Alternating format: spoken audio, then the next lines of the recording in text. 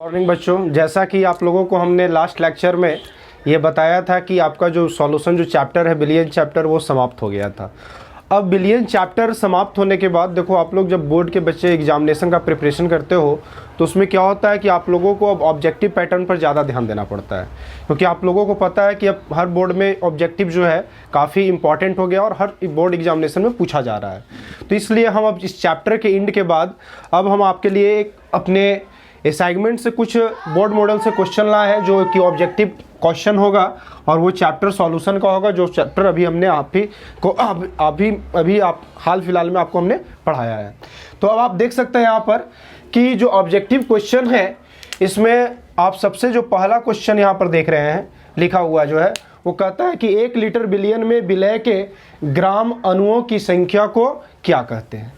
अब कहता है 1 लीटर बिलियन में विलय के ग्राम अणुओं की संख्या को क्या कहते हैं।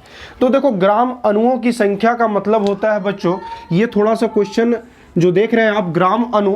अब आपको लगेगा कि हमने ग्राम अणु कहीं डिस्कस नहीं किया है, हमने विलय के मोलों की संख्या का डिस्कस किया है, हमने विलय के ग्राम तुल्यांक की संख्या का डिस्कस किया है, लेकिन ये ग्राम अणु की संख्या क्या है। 1 लीटर बिलियन आयतन में पहले आप सोचो कि क्या क्या होता है। मोलरता है ना, उसके बाद क्या होता है नॉर्मलता। ये दो टॉपिक जो आपने पढ़ा ये प्रति लीटर बिलियन के आयतन में निकाला जाता है।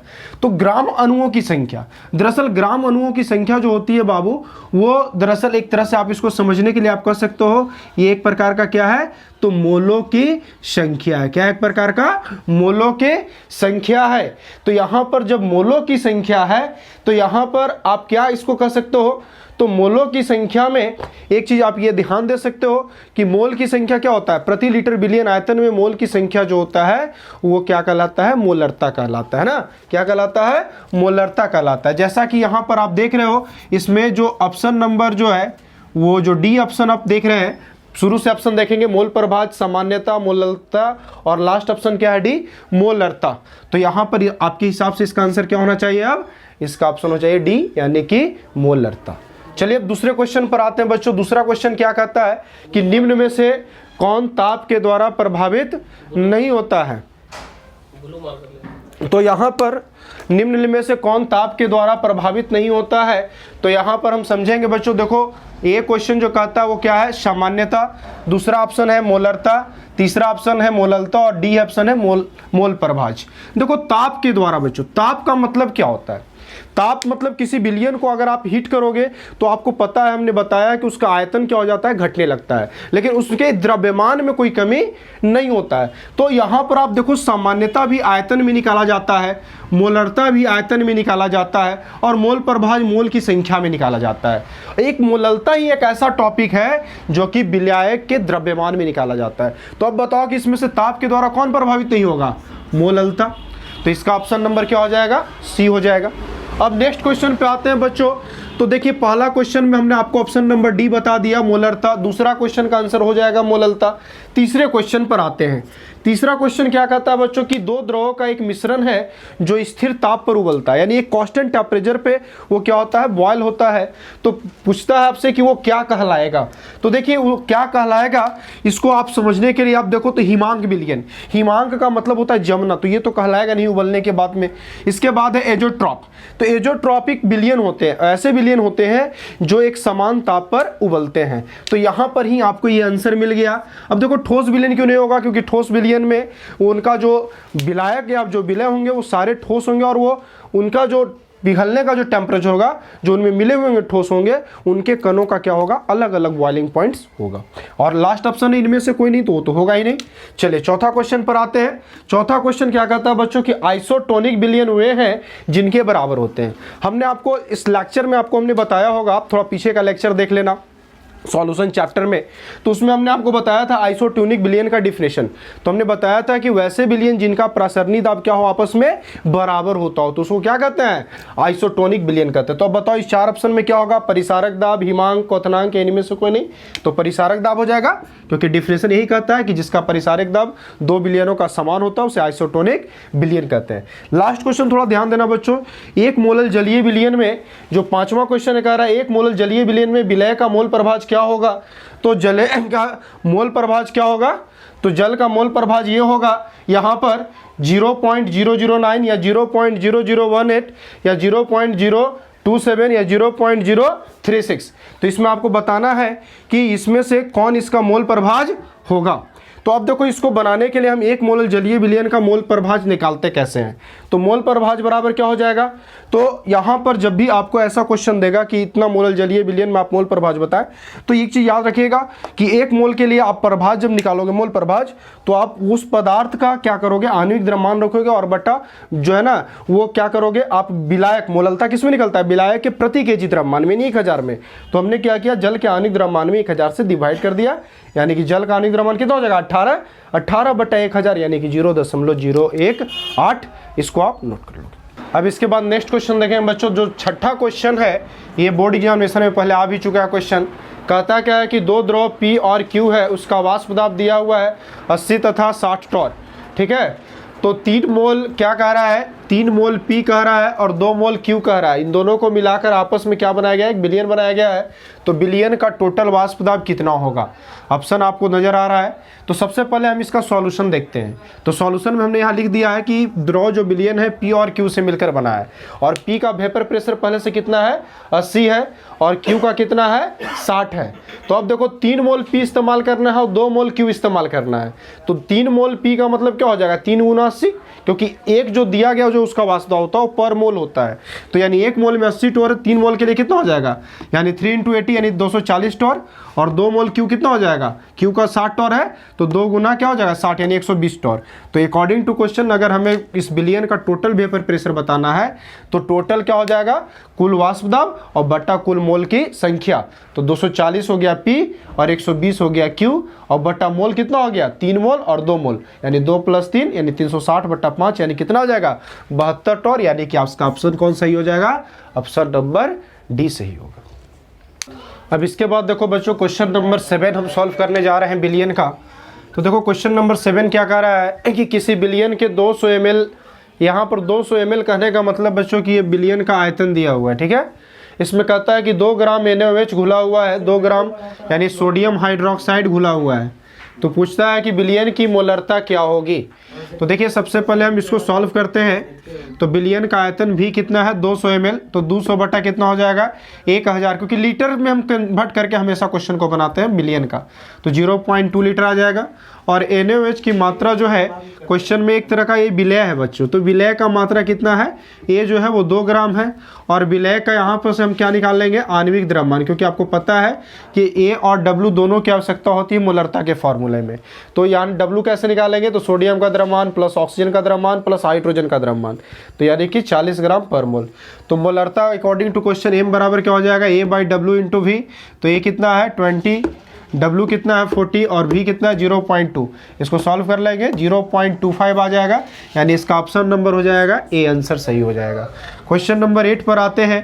कहता है 234.2 ग्राम चीनी के घोल में 34.2 ग्राम चीनी है, घोल का मोलल सांद्रण क्या होगा।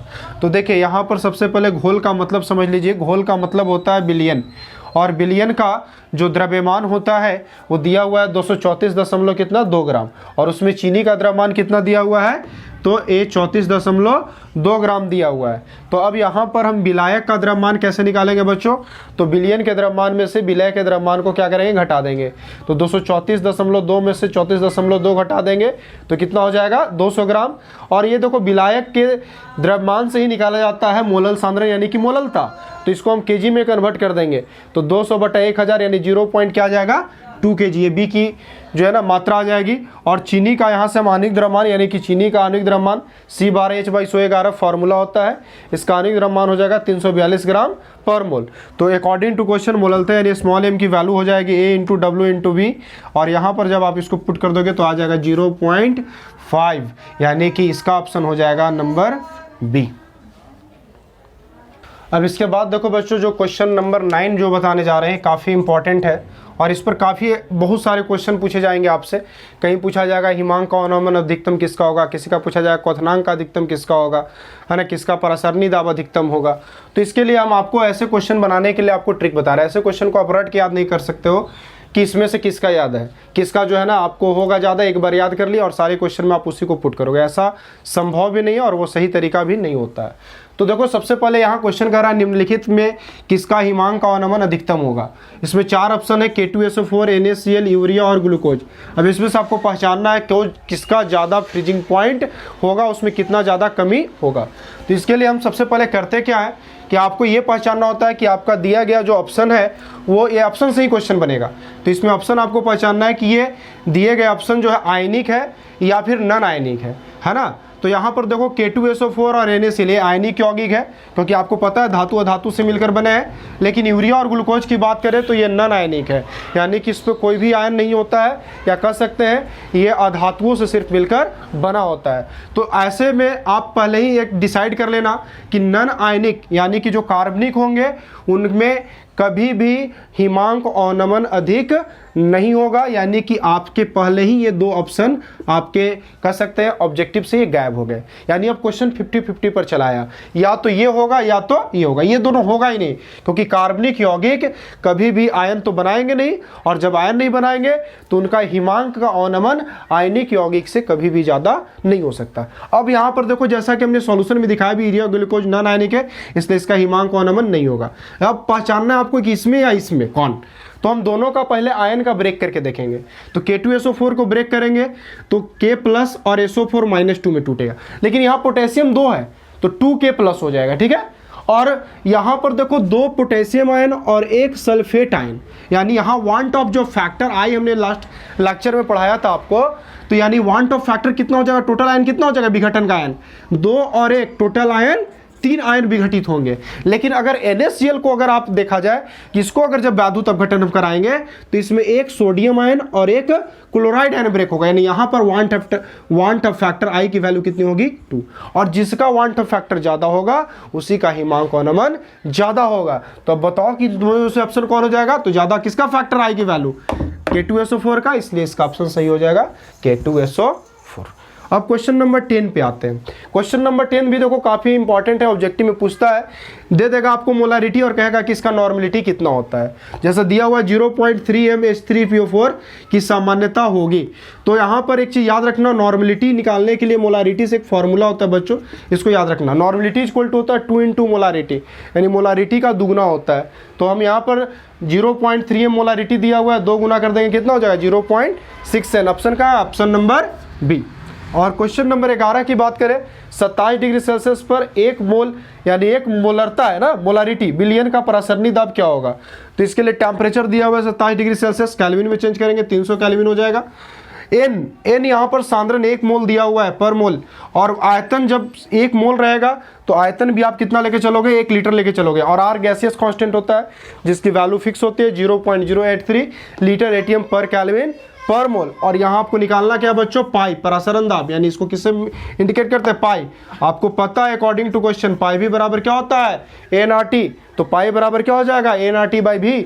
अब वैल्यू पुट कर दोगे आ जाएगा 24.6 ATM। कहाँ है ऑप्शन, ऑप्शन नंबर बी, ये जो है इस ऑब्जेक्टिव का आंसर। रुक जाइए सर। अब इसके बाद देखो क्वेश्चन नंबर 12 जो बच्चों बताने जा रहे हैं आपको। इस क्वेश्चन में देखिए क्या कर रहा है, एक घोल का परासरण दाब दिया हुआ है 300 केल्विन, 0.0821 वायुमंडल है, यानी बिलियन का परासरण दाब 0.0821 है और टेम्परेचर है 300 केल्विन। तो कहता है इस घोल का मोलल सांद्रण क्या होगा या सांद्रण क्या होगा। इसमें ऑप्शन दिया हुआ है, सबसे पहले टेम्परेचर लिख लेंगे 300 केल्विन, पाई की वैल्यू दी हुई 0.0821 ATM, इसको अप्रोक्स 0.083 लिख सकते हैं। एक हटाएंगे, इस वैल्यू को बढ़ा देंगे, और ये दरअसल किसकी वैल्यू के इक्वल हो जा रहा है, आर की वैल्यू के इक्वल हो जा रहा है, क्योंकि आर आपको पता है गैसेस कॉन्स्टेंट्स की वैल्यू ये होती है। और वॉल्यूम जब भी क्वेश्चन में नहीं दिया रहेगा आप प्रति लीटर के लिए आप लेकर बनाओगे क्वेश्चन को, ठीक है। पाई भी बराबर NRT होता है, सबको पता है। एन बराबर क्या हो जाएगा पाई भी बाई RT, वैल्यू पुट कर दोगे 0.0033 M आ जाएगा, यानी इसका ऑप्शन हो जाएगा डी आ जाएगा, ठीक है। अब देखिए क्वेश्चन नंबर 13, और ये क्वेश्चन बच्चों आपका आखिरी क्वेश्चन होगा इस सॉल्यूशन चैप्टर के ऑब्जेक्टिव हमारे असाइनमेंट से, ठीक है। तो इसमें 13 जो क्वेश्चन कहता है, और ये क्वेश्चन आपके चैप्टर से बिल्कुल रिलेटेड है। ये कहता है क्या, निम्नलिखित में कौन अनुसंख्य गुणधर्म नहीं है। आपको बच्चों हमने बताया अनुसंख्य गुणधर्म का मतलब कॉलिगेटिव प्रॉपर्टीज, और कॉलिगेटिव प्रॉपर्टीज जो है वो आपको हमने 4 प्रकार का बताया है। कौन कौन से, तो पहला था वाष्प दाब का अवनमन, दूसरा था क्वथनांक का उन्नयन, तीसरा हिमांक का अवनमन, और चौथा था आपका ऑस्मोटिक प्रेशर परासरणी दाब। तो अब बताओ इसमें से कौन सा ऐसा आपको लग रहा है ऑप्शन जो अनुषंग गुणधर्म नहीं है? तो ऑप्शन आप समझ गए होंगे, ये होगा ऑप्शन इसका प्रकाशिक क्रियाशीलता। ये बिल्कुल ऑप्टिकली एक्टिविटी बिल्कुल नहीं होता है, कॉलिगेटिव प्रॉपर्टी में आता है, बाकी सब कुछ आता है कॉलिगेटिव प्रॉपर्टी में, ठीक है। तो इसलिए इसको आप ध्यान से पढ़ेंगे। उम्मीद है हम जितने भी क्वेश्चन आपको बताएंगे सारे समझ में भी आएंगे ऑब्जेक्टिव्स, और इसका अच्छे से प्रिपरेशन कीजिएगा, नोट कीजिएगा। और कोई भी क्वेश्चन अगर आपका नहीं बन पाएगा या फिर कुछ क्वेश्चन नहीं समझ में आ पाएगा, आप कमेंट बॉक्स में डाल दीजिएगा, उसका सॉल्यूशन हम नेक्स्ट क्लास में देंगे। Thank you.